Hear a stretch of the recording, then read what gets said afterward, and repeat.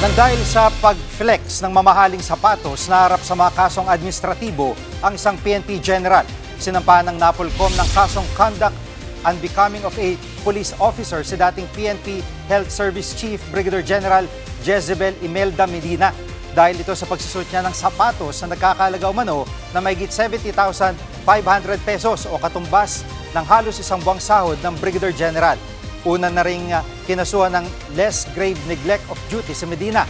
Bunsod naman ito ng hindi niya pagsumite ng psychiatric at psychological report ng isang QCPD patrolman at vlogger. Ang naturang pulis ang may post sa social media na tila ng engganyo ng pag-aaklas sa gobyerno. Nagretiro sa serbisyo sa Medina nitong December 25 lang. Sinusubukan pa naming kunin ang kanyang panig.